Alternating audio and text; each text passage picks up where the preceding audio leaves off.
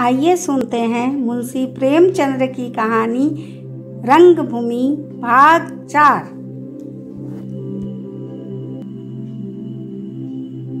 चंचल प्रकृति बालकों के लिए अंधे विनोद की वस्तु हुआ करते हैं। सूरदास को उनकी निर्दयी बाल क्रीड़ाओं से इतना कष्ट होता था कि वह मुंह अंधेरे घर से निकल पड़ता और चिराग जलने के बाद लौटता। जिस दिन उसे जाने में देर होती उस दिन विपत्ति में पड़ जाता था। सड़क पर राहगीरों के सामने उसे कोई शंका न होती थी, किंतु बस्ती की गलियों में पग पग पर किसी दुर्घटना का शंका बनी रहती थी। कोई उसकी लाठी छीन कर भागता, कोई कहता सूरदास सामने गड्ढा है, बाईं तरफ हो जाओ। सूरदास बाएं घूमता तो गड्ढे में गिर पड़ता। मगर बजरंगी का लड़का घीसू इतना दुष्ट था कि सूरदास को छेड़ने के लिए घड़ी भर रात रहते ही उठ पड़ता। उसकी लाठी छीन कर भागने में उसे बड़ा आनंद मिलता था। एक दिन सूर्योदय के पहले सूरदास घर से चले तो घीसू एक तंग गली में छिपा हुआ खड़ा था। सूरदास को वहां पहुंचते ही कुछ शंका हुई। वह खड़ा होकर आहट लेने लगा। घीसू अब हंसी ना रोक सका, झपट कर सूरे का डंडा पकड़ लिया। सूरदास डंडे को मजबूत पकड़े हुए था। घीसू ने पूरी शक्ति से खींचा, हाथ फिसल गया, अपने ही जोर में गिर पड़ा। सिर में चोट लगी, खून निकल आया। उसने खून देखा तो चीखता चिल्लाता घर पहुंचा। बजरंगी ने पूछा, क्यों रोता है रे, क्या हुआ? घीसू ने उसे जवाब न दिया। लड़के खूब जानते हैं कि किस न्यायशाला में उनकी जीत होगी। आकर माँ से बोला, सूरदास ने मुझे ढकेल दिया। माँ ने सिर की चोट देखी तो आंखों में खून उतर आया। लड़के का हाथ पकड़े हुए आकर बजरंगी के सामने खड़ी हो गई और बोली, अब इस अंधे की शामत आ गई। लड़के को ऐसा ढकेला कि लहूलुहान हो गया। उसकी इतनी हिम्मत, रुपये का घमंड उतार दूंगी। बजरंगी ने शांत भाव से कहा, इसी ने कुछ छेड़ा होगा। वह बेचारा तो इससे आप अपनी जान छिपाता फिरता है। जमुनी, इसी ने छेड़ा था तो भी क्या इतनी बेदर्दी से ढकेलना चाहिए था कि सिर फूट जाए? अंधों को सभी लड़के छेड़ते हैं, पर वे सबसे लठियाओं नहीं करते फिरते। इतने में सूरदास भी आकर खड़ा हो गया। मुख पर ग्लानि छाई हुई थी। जमुनी लपक कर उसके सामने आई और बिजली की तरह कड़क कर बोली, क्यों सूरे, सांझ होते ही रोज लुटिया लेकर दूध के लिए सिर पर सवार हो जाते हो, और अभी घिसुआ ने जरा लाठी पकड़ ली तो उसे इतनी जोर से धक्का दिया कि सिर फूट गया। जिस पत्तल में खाते हो उसी में छेद करते हो। क्यों, रुपये का घमंड हो गया है क्या? सूरदास, भगवान जानते हैं। जो मैंने घीसू को पहचाना हो, समझा कोई लौंडा होगा। लाठी को मजबूत पकड़े रहा, घीसू का हाथ फिसल गया, गिर पड़ा। मुझे मालूम होता कि घीसू है तो लाठी उसे दे देता। इतने दिन हो गए, लेकिन कोई कह दे कि मैंने किसी लड़के को झूठ मूठ मारा है। तुम्हारा ही दिया खाता हूँ, तुम्हारे ही लड़के को मारूंगा। जमुनी, नहीं, अब तुम्हें घमंड हुआ है। भीख मांगते हो फिर भी लाज नहीं आती। सबकी बराबरी करने को मरते हो। आज मैं लहू का घूंट पीकर रह गई, नहीं तो जिन हाथों से तुमने उसे ढकेला है उसमें लुका लगा देती। बजरंगी जमुनी को मना कर रहा था और लोग भी समझा रहे थे, लेकिन वह किसी की न सुनती थी। सूरदास अपराधियों की भांति सिर झुकाए यह बागवान सह रहा था। मुंह से एक शब्द भी न निकलता था। भैरव ताड़ी उतारने जा रहा था, रुक गया और सूरदास पर 2-4 छींटे उड़ा दिए। जमाना ही ऐसा है, सब रोजगारों से अच्छा भीख मांगना। अभी 4 दिन पहले घर में भूजी भांग न थी, अब 4 पैसे के आदमी हो गए हैं। पैसे होते हैं तभी घमंड होता है, नहीं क्या घमंड करेंगे हम और तुम, जिनकी 1 रुपया कमाई है तो 2 खर्च है। जगधर औरों से तो भीगी बिल्ली बना रहता था। सूरदास को धिक्कारने के लिए वह भी निकल पड़ा। सूरदास पछता रहा था कि मैंने लाठी क्यों न छोड़ दी। कौन कहे कि दूसरी लकड़ी न मिलती। जगधर और भैरव के कटु वाक्य को सुन सुनकर वह और भी दुखी हो रहा था। इतनी दीनता पर रोना आता था। सहसा मिठुआ भी आ पहुंचा। वह भी शरारत का पुतला था, घीसू से भी 2 अंगुल बढ़ा हुआ। जगधर को देखते ही यह शरद पद सा गा कर चिढ़ाने लगा, लालू का लाल मुंह, जगधर का काला, जगधर तो हो गया लालू का साला। भैरव को भी उसने एक स्वरचित पद सुनाया, भैरव भैरव ताड़ी बेच या बीबी की साड़ी बेच। चिढ़ने वाले चिढ़ते क्यों हैं? इसकी मीमांसा तो मनोविज्ञान के पंडित ही कर सकते हैं। हमने साधारणतया लोगों को प्रेम और भक्ति के भाव ही से चिढ़ते देखा है। कोई राम या कृष्ण के नामों से इसलिए चिढ़ता है कि लोग उसे चिढ़ाने ही के बहाने से ईश्वर के नाम ले।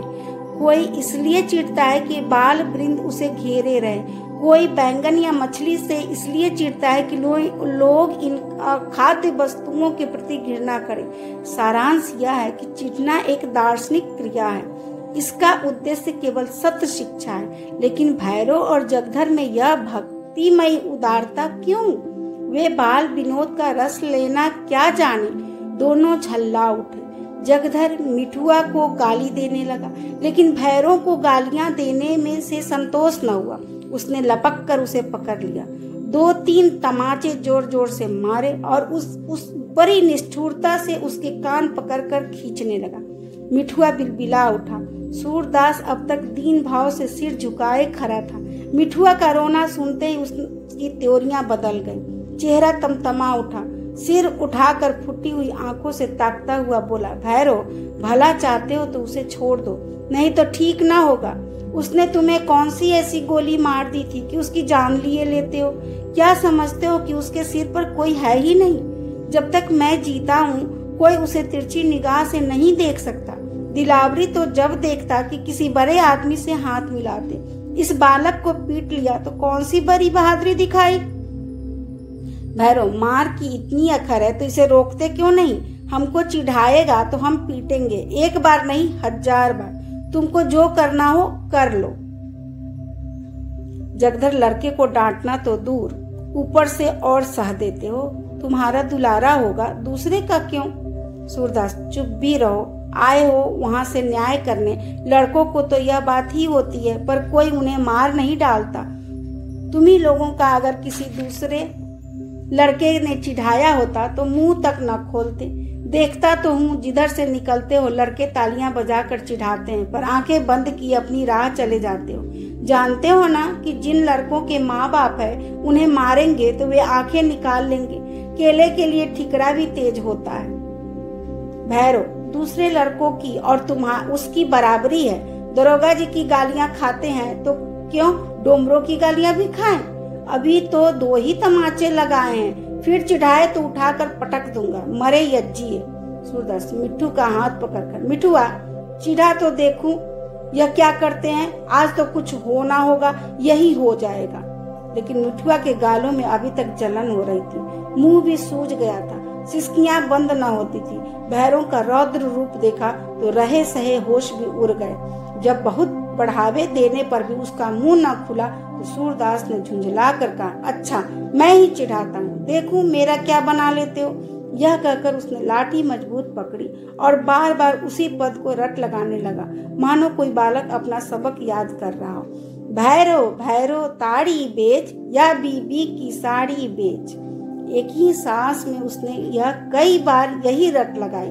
भैरव यहाँ तो क्रोध से उन्मत्त हो रहा था। कहा, सूरदास का यह बाल हट देखकर हंस पड़ा और लोग भी हंसने लगे। अब सूरदास को ज्ञात हुआ कि मैं कितना दीन और बेकस हूँ। मेरे क्रोध का यह सम्मान है। मैं सबल होता तो मेरा क्रोध देखकर ये लोग थर थर कांपने लगते, नहीं तो खरे खरे हंस रहे हैं, समझते हैं कि हमारा कर ही क्या सकते हैं। भगवान ने इतना अपंग न बना दिया होता तो क्यों यह दुर्गत होती। यह सोचकर हठात उसने रोना आ गया। बहुत जब्त करने पर भी आंसू न रुक सके। बजरंगी ने भैरव और जगधर दोनों को धिक्कारा। क्या अंधे से हेकड़ी जताते हो, शर्म नहीं आती? एक तो लड़के का तमाचा से मुंह लाल कर दिया, उस पर और गरजते हो।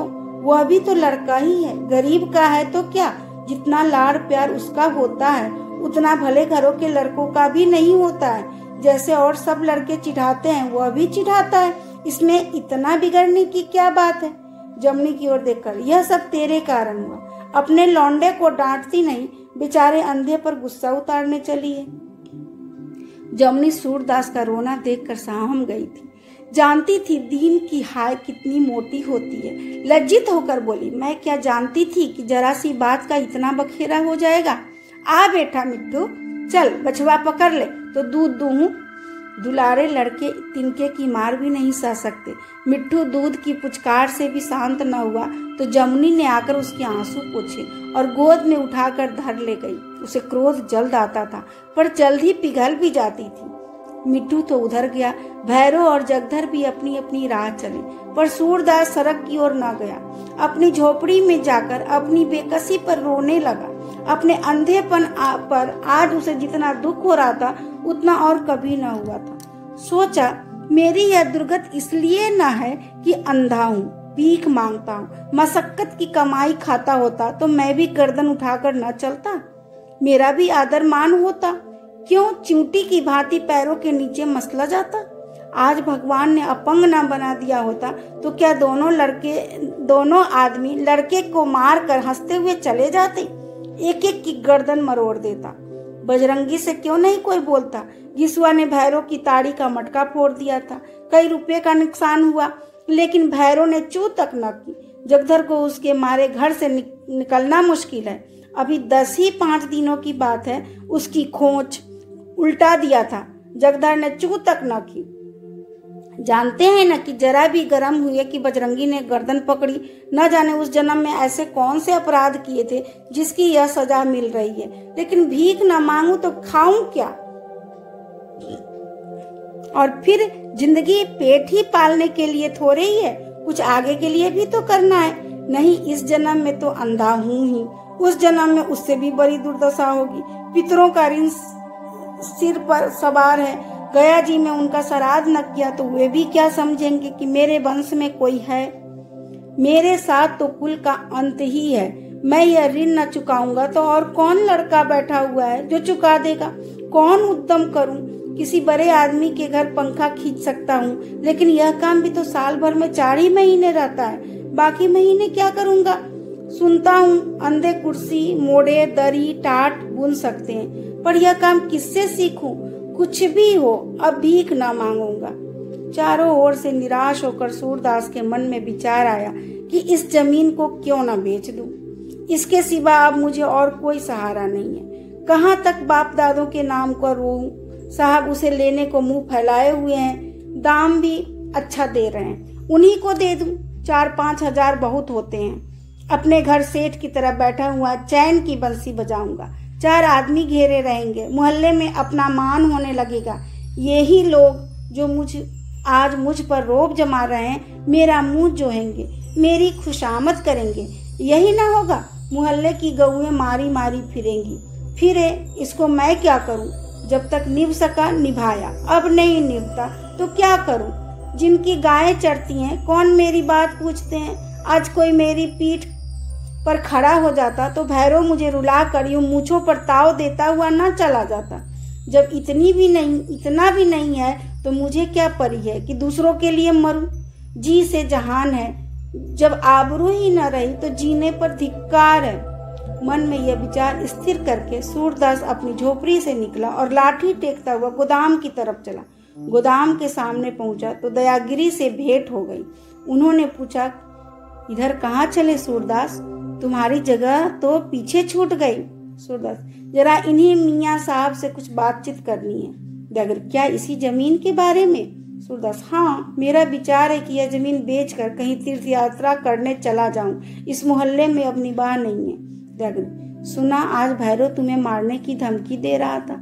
सूरदास, मैं तरह ना दे जाता तो उसने मार ही दिया था।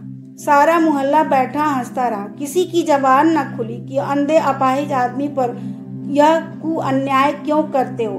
तो जब मेरा कोई हितू नहीं है तो मैं क्यों दूसरों के लिए मरूं? दयागिरी, नहीं सूरे, मैं तुम्हें जमीन बेचने की सलाह न दूंगा। धर्म का फल इस जीवन में नहीं मिलता। हमें आंखें बंद करके नारायण पर भरोसा रखते हुए धर्म मार्ग पर चलते रहना चाहिए। सच पूछो तो आज भगवान ने तुम्हारे धर्म की परीक्षा ली है। संकट ही में धीरज और धर्म की परीक्षा होती है। देखो, गोसाई जी ने कहा है, आपत्ति काल परीखिए चारी, धीरज धर्म मित्र अरुणारी। जमीन पड़ी है, पड़ी रहने दो, गऊएं चरती हैं, यह कितना बड़ा पुण्य है। कौन जानता है, कभी कोई दानी धर्मात्मा आदमी मिल जाए और धर्मशाला, कुआं, मंदिर बनवा दे तो मरने पर भी तुम्हारा नाम अमर हो जाएगा। रही तीर्थ यात्रा, उसके लिए रुपये की जरूरत नहीं। साधु संत जन्म भर यही किया करते हैं, पर घर से रुपयों की थैली बांध कर नहीं चलते। मैं भी शिव रात्रि के बाद बद्री नारायण जाने वाला हूँ। तुम्हारा हमारा साथ हो जाएगा। रास्ते में तुम्हारी एक कौड़ी न खर्च होगी, इसका मेरा जिम्मा है। सूरदास, नहीं बाबा, अब यह कुअन्याय नहीं सहा जाता। भाग्य में धर्म करना नहीं लिखा हुआ है तो कैसे धर्म करूंगा। जरा इन लोगों को भी तो मालूम हो जाए कि सूर्य कुछ भी है, कुछ है। दयागिरी, सूर्य आंखें बंद होने पर भी कुछ नहीं सोचता। यह अहंकार है, इसे मिटाओ, नहीं तो यह जन्म भी नष्ट हो जाएगा। यही अहंकार सब पापों का मूल है। मैं अरु मोर तोर मैं माया, जही बस किन्हे जीव निकाया। न यहाँ तुम हो, न तुम्हारी भूमि, न तुम्हारा कोई मित्र है, न शत्रु है। जहाँ देखो भगवान ही भगवान है। ज्ञान मान जहाँ एको नाही, देखत ब्रह्म रूप सब नाही सब गाही। इन झगड़ों में मत पड़ो। सूरदास, बाबा जी, जब तक भगवान की दया न होगी, भक्ति और वैराग्य किसी पर मन न जमेगा। इस घड़ी मेरा हृदय रो रहा है, उसमें उपदेश और ज्ञान की बातें नहीं पहुंच सकती। गीली लकड़ी खराद पर नहीं चढ़ती। दयागिरी, पछताओगे और क्या। यह कहकर दयागिरी अपनी राह चले गए। वह नित्य गंगा स्नान को जाया करते थे। उनके जाने के बाद सूरदास ने अपने मन में कहा, यह भी मुझी को ज्ञान का उपदेश करते हैं। दीनों पर उपदेश का भी दाव चलता है, मोटों को कोई उपदेश नहीं करता। वहाँ तो जाकर ठकुर सुहाती करने लगते हैं। मुझे ज्ञान सिखाने चले हैं। दोनों जून भोजन मिल जाता है ना, एक दिन ना मिले तो सारा ज्ञान निकल जाए। वेग से चलती हुई गाड़ी रुकावटों को फांदे जाती है। सूरदास समझाने से और भी जिद पकड़ गया। सीधे गोदाम के बरामदे में जाकर रुका। इस समय यहाँ बहुत से चमार जमा थे। खालों की खरीद हो रही थी। चौधरी ने कहा, आओ सूरदास, कैसे चले। सूरदास इतने आदमियों के सामने अपनी इच्छा न प्रकट कर सका। संकोच ने उसकी जबान बंद कर दी। बोला, कुछ नहीं, ऐसे ही चला आया। ताहिर साहब इनसे पीछने वाली जमीन मांगते हैं, मुंह मांगे दाम देने को तैयार है, पर यह किसी तरह राजी नहीं होते। उन्होंने खुद समझाया, मैंने इतनी मिन्नत की, लेकिन इनके दिल में कोई बात जमती ही नहीं है। लज्जा अत्यंत निर्लज्ज होती है। अंतिम काल में भी जब हम समझते हैं कि उनकी उल्टी सांसें चल रही है, वह सहसा चैतन्य हो जाती है और पहले से भी अधिक कर्तव्यशील हो जाती है। हम दुरावस्था में पड़कर किसी मित्र से सहायता की याचना करने को घर से निकलते हैं, लेकिन मित्र से आंखें चार होते ही लज्जा हमारे सामने आकर खड़ी हो जाती है और हम इधर उधर की बातें करके लौट आते हैं। यहाँ तक कि हम एक शब्द भी ऐसा मुंह से नहीं निकलने देते जिसका भाव हमारी अंतर्वेदना का द्योतक हो। ताहिर अली की बातें सुनते ही सूरदास की लज्जा ठट्ठा मारती हुई बाहर निकल आई। बोला, मियाँ साहब, वह जमीन तो बाप दादों की निशानी है, भला मैं उसे बै या पट्टा कैसे कर सकता हूँ। मैंने उसे धर्म काज के लिए संकल्प कर दिया है। ताहिर, धर्म काज बिना रुपये के कैसे होगा। जब रुपये मिलेंगे तभी तो तीर्थ करोगे, साधु संतों की सेवा करोगे, मंदिर कुआं बनवाओगे। चौधरी, सूर्य इस वक्त अच्छे दाम मिलेंगे। हमारी सलाह तो यही है कि दे दो, तुम्हारा कोई उपकार तो उससे होता नहीं। सूरदास, मोहल्ले भर की गऊएं चढ़ती हैं, क्या इससे पुण्य नहीं होता। गौ की सेवा से बढ़कर और कौन पुण्य का काम है। ताहिर, अपना पेट पालने के लिए तो भीख मांगते फिरते हो, चले हो दूसरे के साथ पुण्य करने। जिनकी गायें चढ़ती हैं वे तो तुम्हारी बात भी नहीं पूछते। एहसान मानना तो दूर रहा, इसी धर्म के पीछे तुम्हारी यह दशा हो रही है, नहीं तो ठोकरें ना खाते फिरते। ताहिर अली खुद बड़े दीनदार आदमी थे, पर अन्य धर्मों की अवहेलना करने में उन्हें संकोच न होता था। वास्तव में वह इस्लाम के सिवा और किसी धर्म को धर्म ही नहीं समझते थे। सूरदास ने उत्तेजित होकर कहा, मियाँ साहब, धर्म एहसान के लिए नहीं किया जाता, नेकी करके दरिया में डाल देना चाहिए। ताहिर, पछताओगे और क्या। साहब से जो कुछ कहोगे वही करेंगे। तुम्हारे लिए घर बनवा देंगे, माहवार गुजारा देंगे, मिठुआ को किसी मदरसे में पढ़ने को भेज देंगे, उसे नौकर रखा देंगे, तुम्हारी आंखों की दवा करा देंगे। मुमकिन है सूझने लगे, आदमी बन जाओगे, नहीं तो धक्के खाते रहोगे। सूरदास पर और किसी प्रलोभन का असर तो न हुआ। हाँ, दृष्टि लाभ की संभावना से जरा नरम कर दिया। बोला, क्या जन्म के अंधे की दवा भी हो सकती है। तुम जन्म के अंधे हो क्या? तब तो मजबूरी है, लेकिन वह तुम्हारा आराम के इतने सामान जमा कर देंगे कि तुम्हें आंखों की जरूरत ही न रहेगी। सूरत साहब बड़ी नामूसी होगी, लोग चारों ओर से धिक्कारने लगेंगे। चोरी तुम्हारी जायदाद है, बै करो चाहे पट्टा लिखो, किसी दूसरे को दखल देने की क्या मजाल है। सूरत बाप दादों का नाम तो ये नहीं डुबाया जाता। मूर्खों के पास युक्तियां नहीं होती, युक्तियों का उत्तर वे हट से देते हैं। युक्ति कायल हो सकती है, नरम हो सकती है, भ्रांत हो सकती है, हट को कौन कायल करेगा। सूरदास की जिद से ताहिर अली को क्रोध आ गया। बोले, तुम्हारी तकदीर में भीख मांगना लिखा है तो कोई क्या कर सकता है। इन बड़े आदमियों से अभी पाला नहीं पड़ा है, अभी खुशामद कर रहे हैं, मुआवजा देने पर तैयार हैं, लेकिन तुम्हारा मिजाज नहीं मिलता। और वही जब कानूनी दाव पेच खेल कर जमीन पर कब्जा कर लेंगे, 200-400 रुपये बराए नाम मुआवजा दे देंगे तो सीधे हो जाओगे। मोहल्ले वाले पर भूले बैठे हो, पर देख लेना कोई पास भी फटके। साहब यह जमीन लेंगे जरूर, चाहे खुशी से दो चाहे रोकर। सूरदास ने गर्व से उत्तर दिया, खां साहब अगर जमीन जाएगी तो इसके साथ मेरी जान भी जाएगी। यह कहकर उसने लकड़ी संभाली और अपने अड्डे पर आ बैठा। उधर दयागिरी ने जाकर नायक राम से यह समाचार कहा। बजरंगी भी बैठा था। यह खबर सुनते ही दोनों के होश उड़ गए। सूरदास के बल पर दोनों उछलते रहे। उस दिन ताहिर अली से कैसी बातें की और आज सूरदास ने ही धोखा दिया। बजरंगी ने चिंतित होकर कहा, अब क्या करना होगा पंडा जी, बताओ। नायक राम, करना क्या होगा, जैसा किया है वैसा भोगना होगा। जाकर अपनी घरवाली से पूछो, उसी ने आज आग लगाई थी। जानते तो हो कि सूर्य मिठुआ पर जान देता है, फिर क्यों भैरव की मरम्मत नहीं की। मैं होता तो भैरव को 2-4 खड़ी खोटी सुनाए बिना न जाने देता, और नहीं तो दिखावे के लिए ही सही उस बेचारे को भी मालूम हो जाता कि मेरी पीठ पर है कोई। आज उसे बड़ा रंज हुआ है, नहीं तो जमीन बेचने का कभी उसे ध्यान ही न आया था। बजरंगी, अरे तो अब कोई उपाय निकालोगे या बैठकर पिछली बातों के नाम को रोए। नायक, उपाय यही है कि आज सूर्य आए तो चलकर उसके पैरों पर गिरो, उसे दिलासा दो, जैसे राजी हो वैसे राजी करो, दादा भैया करो। मान जाए तो अच्छा, नहीं तो साहब से लड़ने के लिए तैयार हो जाओ। उनका कब्जा न होने दो। जो कोई जमीन के पास आए मार कर भगा दो। मैंने तो यही सोच रखा है, आज सूर्य को अपने हाथ के से बना के दूधिया पिलाऊंगा और मिठुआ को भरपेट मिठाइयाँ खिलाऊंगा। जब न मानेगा तो देखी जाएगी। बजरंगी, जरा मियाँ साहब के पास क्यों नहीं चलते। सूरदास ने उससे न जाने क्या क्या बातें की हो, कहीं लिखा पढ़ी कराने को कहाया हो, तो फिर चाहे कितनी ही आरजू विनती करोगे कभी अपनी बात न पलटेगा। नायक राम, मैं उस मुंशी के द्वार पर न जाऊंगा, उसका मिजाज और भी आसमान पर चढ़ जाएगा। बजरंगी, नहीं पंडा जी, मेरी खातिर से जरा चले जाओ। नायक राम आखिर राजी हुए। दोनों आदमी ताहिर अली के पास पहुंचे। वहां इस वक्त सन्नाटा था।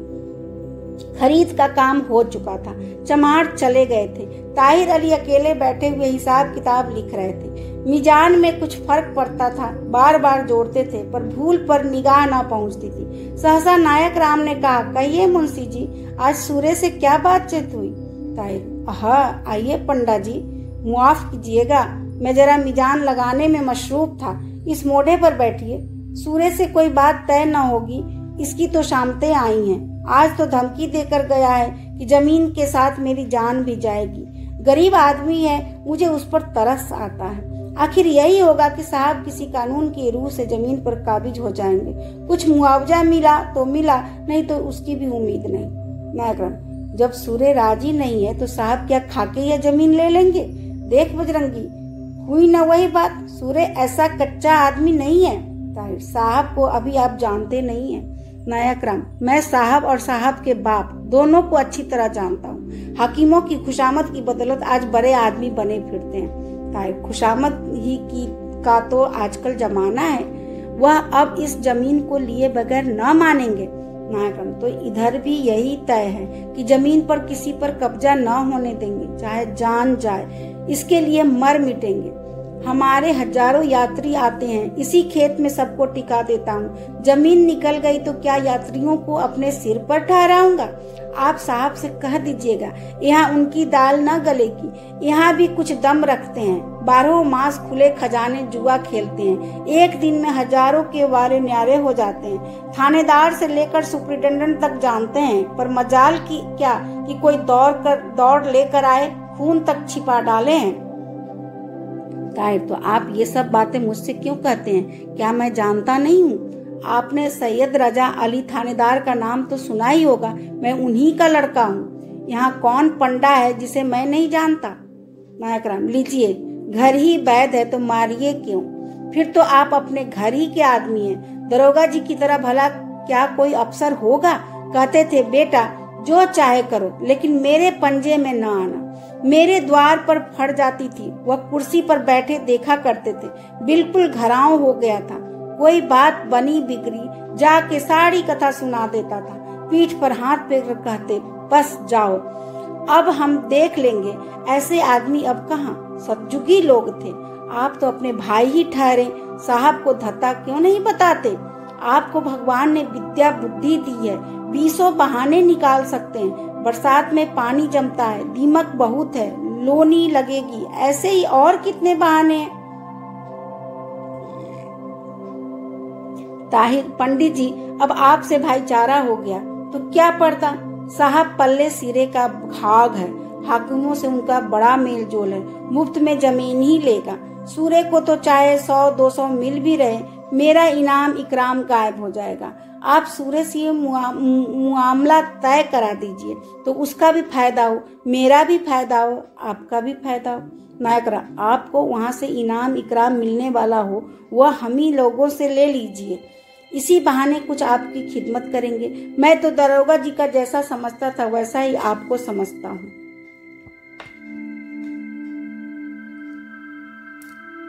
ताहिर, मुआल्ला पंडा जी, ऐसी बात न करिए। मैं मालिक के निगाह बचाकर एक कौड़ी लेना भी हराम समझता हूँ। वह अपनी खुशी से जो कुछ देंगे हाथ फैलाकर ले लूंगा, पर उनसे छिपा कर नहीं। खुदा उस रास्ते से बचाए। वालिद ने इतना कमाया पर मरते वक्त घर में एक कौड़ी कफन भी न थी। नायक राम, अरे यार, मैं तुम्हें रुश्वत थोड़े ही देने को कहता हूँ। जब हमारा आपका भाईचारा हो गया तो हमारा काम आपसे निकलेगा, आपका काम हमसे। यह कोई रिश्वत नहीं। ताहिर, नहीं पंडा जी, खुदा मेरी नियत को पाक रखे, मुझसे नमक हरामी ना होगी। मैं जिस हाल में हूँ उसी में खुश हूँ। जब उसके कर्म की निगाह होगी तो मेरी भलाई की कोई सूरत निकल ही आएगी। नायक राम सुनते ही बजरंगी दरोगा जी की बातें, चलो चुपके से घर बैठो, जो कुछ आगे आएगी देखी जाएगी। अब तो साहब ही से निपटना है। बजरंगी के विचार में नायक राम ने उतनी मिन्नत समाजत न की थी जितनी करनी चाहिए थी। आए थे अपना काम निकालने के हेकड़ी दिखाने। दीनता से जो काम निकल जाता है वह डींग मारने से नहीं निकलता। नायक राम ने तो लाठी कंधे पर रखी और चले। बजरंगी ने कहा, मैं जरा गौओं को देखने जाता हूँ, उधर से होता हुआ आऊंगा। यूं बड़ा अक्कड़ आदमी था, नाम पर मक्खी ना बैठने देता। सारा मोहल्ला उसके क्रोध से कांपता था, लेकिन कानूनी कार्रवाइयों से डरता था। पुलिस और अदालत के नाम ही से उसके प्राण सूख जाते थे। नायक राम को नित्य ही अदालत से काम कर रहता था। वह इस विषय में अभ्यस्त थे। बजरंगी को अपनी जिंदगी में कभी गवाही देने की भी नौबत न आई थी। नायक राम के चले जाने के बाद ताहिर अली भी घर गए, पर बजरंगी वहीं आसपास टहलता रहा कि वह बाहर निकले तो अपना दुखड़ा सुनाऊं। ताहिर अली के पिता पुलिस विभाग के कांस्टेबल से थानेदारी के पद तक पहुंचे थे। मरते समय कोई जायदाद तक न छोड़ी, यहाँ तक कि उनकी अंतिम क्रिया कर्ज से की गई। लेकिन ताहिर अली के सिर पर 2 विधवाओं और उनकी संतान का भार छोड़ गए। उन्होंने 3 शादियां की थी। पहली स्त्री से ताहिर अली थे, दूसरी से माहिर अली और जाहिर अली, और तीसरी से जाबिर अली। ताहिर अली धैर्यशील और विवेकी मनुष्य थे। पिता का देहांत होने पर साल भर तक तो रोजगार की तलाश में मारे मारे फिरे। कहीं मवेशी खाने की मुहर्री मिल गई, कहीं किसी दवा बेचने वाले के एजेंट हो गए, कहीं चुंगी भर के मुंशी का पद मिल गया। इधर कुछ दिनों से मिस्टर जॉन सेवक के यहाँ अस्थायी रूप से नौकर हो गए थे। उनके आचार विचार अपने पिता से बिल्कुल निराले थे। रोजा नमाज के पाबंद और नियत के साफ थे। हराम की कमाई से कोसों भागते थे। उनकी माँ तो मर चुकी थी, पर दोनों भी माताएं जीवित थी। विवाह भी हो चुका था। स्त्री के अतिरिक्त एक लड़का था, साबिर अली, और लड़की नसीमा। इतना बड़ा कुटुंब था और 30 रुपये मासिक आय। इस महंगी के समय में, जबकि इससे पचगुनी आमदनी में सुचारू रूप से निर्वाह नहीं होता, उन्हें बहुत कष्ट झेलने पड़ते थे, पर नियत खोटी न होती थी। ईश्वर भीरुता उनके चरित्र का प्रधान गुण थी। घर में पहुंचे तो माहिर अली पढ़ रहा था। जाहिर और जाबिर मिठाई के लिए रो रहे थे और साबिर आंगन में उछल उछल कर बाजरे की रोटियां खा रहा था। ताहिर अली जब तख्त पर बैठ गए और दोनों छोटे भाइयों को गोद में उठाकर चुप कराने लगे। उनकी बड़ी भी माता ने, उनका नाम जैनब था, द्वार पर खड़ी होकर नायक राम और बजरंगी की बातें सुनी थी। बजरंगी 10 ही 5 कदम चला था कि माहिर अली ने पुकारा, सुनो जी, ओ आदमी, जरा यहाँ आना, तुम्हें अम्मा बुला रही है। बजरंगी लौट पड़ा, कुछ आस बंधी, आकर फिर बरामदे में खड़ा हो गया। जैनब टाट के पर्दे की आड़ में खड़ी थी। पूछा, क्या बात थी जी? बजरंगी, वही जमीन की बातचीत थी। साहब इसे लेने को कहते हैं। हमारा गुजर बसर इसी जमीन से होता है। मुंशी जी से कह रहा हूँ, किसी तरह इस झगड़े को मिटा दीजिए। नजर नियाज देने को भी तैयार हूँ। मुआ मुंशी जी सुनते ही नहीं। जैनब, सुनेंगे क्यों नहीं? सुनेंगे ना तो गरीब की हाय किस पर पड़ेगी? तुम भी तो गवार आदमी हो, उनसे क्या कहने गए? ऐसी बातें मर्दों से कहने की थोड़ी ही होती है। हमसे कहते, हम तय करा देते। जाबिर की माँ का नाम था रकिया, वह भी आकर खड़ी हो गई। दोनों महिलाएं साये की तरह साथ साथ रहती थी। दोनों के भाव एक, दिल एक, विचार एक, सौतीन का जलापा नाम को न था। बहनों का सा प्रेम था। बोली, और क्या भला ऐसी बातें मर्दों से की जाती है? बजरंगी, माता जी, मैं गवार आदमी, इसका हाल क्या जानूं? अब आप ही तय करा दीजिए। गरीब आदमी हूँ, बाल बच्चे जिएंगे। जैनब, सच सच कहना, यह मुआवला दब जाए तो कहाँ तक दोगे? बजरंगी, बेगम साहब 50 रुपये तक देने को तैयार हो। जैनब, तुम भी गजब करते हो। 50 रुपये ही इतना बड़ा काम निकालना चाहते हो? रकिया धीरे से, बहन कहीं बिदक न जाए। बजरंगी, क्या करूं बेगम साहब, गरीब आदमी हूँ। लड़कों को दूध दही जो कुछ हुक्म होगा खिलाता रहूंगा, लेकिन नगद तो इससे ज्यादा मेरा किया ना होगा। रकिया, अच्छा तो रुपयों का इंतजाम करो, खुदा ने चाहा तो सब तय हो जाएगा। जैनब धीरे से, रकिया तुम्हारी जल्दबाजी से मैं आजिज हूँ। बजरंगी, माँ जी, यह काम हो गया तो सारा मोहल्ला आपका जस गाएगा। जैनब, मगर तुम तो 50 रुपए से आगे बढ़ने का नाम ही नहीं लेते। इतने तो साहब ही दे देंगे, फिर गुनाह बेलज्जत क्यों किया जाए? बजरंगी, माँ जी, आपसे बाहर थोड़े ही हूँ, 10-5 रुपये और जुटा दूंगा। बजरंगी, बस 2 दिन की मोहलत मिल जाए, तब तक मुंशी जी से कह दीजिए साहब से कहे सुने। जैनब, वाह माँ, तो तुम तो बड़े होशियार निकले। संत ही में काम निकालना चाहते हो। पहले रुपए लाओ, फिर तुम्हारा काम ना हो तो हमारा जिम्मा। बजरंगी दूसरे दिन आने का वादा करके खुश खुश चला गया तो जैनब ने रकिया से कहा, तुम बेसब्र हो जाती हो। अभी चमारों से 2 पैसे खाल लेने पर तैयार हो गई। मैं 2 आने देती और वे खुशी से देते। यही अहीर पूरे 100 गिन कर जाता। बेसब्री से गरजमंद चौकन्ना हो जाता है। समझता है शायद हमें बेवकूफ बना रही। जितनी ही देर लगाओ, जितनी बेरुखी से काम लो, उतना एतबार बढ़ता है। रकिया, क्या करूं बान, मैं डरती हूँ कि कहीं बहुत सख्ती से निशाना खता न कर जाए। जैनब, वह अहीर रुपये जरूर लाएगा। ताहिर को आज ही से भरना शुरू कर दो। बस अजाब का खौफ दिलाना चाहते, उन्हें हत्थे चढ़ाने का यही ढंग है। रकिया, और कहीं साहब न माने तो? जैनब, तो कौन हमारे ऊपर नालिश करने जाता है? ताहिर अली खाना खाकर लेटे थे कि जैनब ने आकर कहा, साहब दूसरों की जमीन क्यों लिए लेते हो? बेचारे रोते फिरते हैं। ताहिर, मुफ्त थोड़े ही लेना चाहते हैं, उसका माकूल मुआवजा देने पर तैयार है। जैनब, यह तो गरीबों पर जुल्म है। रकिया, जुल्म ही नहीं है, अजाब है। भैया तुम साहब से साफ साफ कह दो, मुझे इस अजाब में न डालिए। खुदा ने मेरे आगे भी बाल बच्चे दिए हैं, न जाने कैसे पड़े कैसी न पड़े, मैं यह अजाब सिर पर न लूंगा। जैनब, गंवार तो है ही, तुम्हारे ही सिर हो जाए। तुम्हें साफ कह देना चाहिए कि मैं मोहल्ले वालों से दुश्मनी मोल न लूंगा। जान जोखिम की बात है। रकिया, जान जोखिम तो है ही, ये गंवार किसी के नहीं होते। ताहिर, क्या आपने भी कुछ अफवाह सुनी है?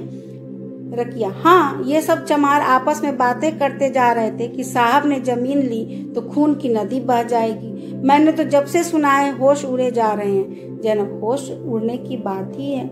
ताहिर, मुझे सब नाहक बदनाम कर रहे हैं। मैं लेने में न देने में, साहब ने उस अंधे से जमीन की निस्बत बातचीत करने का हुक्म दिया था। मैंने हुक्म की तामील की, जो मेरा फर्ज था, लेकिन ये अहमक यही समझ रहे हैं कि मैंने ही साहब को इस जमीन की खरीदारी पर आमदा किया है। हालांकि खुदा जानता है मैंने कभी उनसे इसका जिक्र ही नहीं किया। जैनब, मुझे बदनामी का खौफ तो नहीं है, हाँ खुदा के कहर से डरती हूँ। बेकसों की आह क्यों सिर पर लो? ताहिर, मेरे ऊपर क्यों अजाब पड़ने लगा? जैनब, और किसके ऊपर पड़ेगा बेटा? यहाँ तो तुम ही हो। साहब तो नहीं बैठे हैं, वह तो भूस में आग लगाकर दूर से तमाशा देखेंगे। आई गई तो तुम्हारे सिर जाएगी, सिर पर कब्जा तुम्हें करना पड़ेगा। मुकदमे चलेंगे तो पैरवी तुम्हें करनी पड़ेगी। ना भैया, मैं इस आग में नहीं कूदना चाहती। रखिए, मेरे मैके में एक करिंदे ने किसी काश्तकार की जमीन निकाल ली थी। दूसरे ही दिन जवान बेटा उठ गया। क्या उसने जमींदार ही के हुक्म से? मगर बला आई उस गरीब के सिर। दौलत वालों पर अजाब भी नहीं पड़ता, उसका वार भी गरीबों पर ही पड़ता है। हमारे बच्चे रोज ही नजर और आसेब की चपेट में आते रहते हैं, पर आज तक कभी नहीं सुना कि किसी अंग्रेज के बच्चे को नजर लगी हो। उन पर बैलियात का असर ही नहीं होता। यह पते की बात थी। ताहिर अली को भी इसका तजुर्बा था। उसके घर के सभी बच्चे गंडों और तावीजों के मढ़े हुए थे। उस पर भी आए दिन झाड़ फूक और राई नून की जरूरत पड़ा ही करती थी। धर्म का मुख्य स्तब्ध भय है। अनिष्ट की शंका को दूर कीजिए, फिर तीर्थ यात्रा, पूजा पाठ, स्नान, ध्यान, रोजा, नमाज, किसी का निशाना भी न रहेगा। मस्जिदें खाली नजर आएंगी और मंदिर वीरान। ताहिर अली को भय से परास्त कर दिया। स्वामी भक्ति और कर्तव्य पालन का भाव ईश्वरीय कोप का प्रतिकार न कर सका।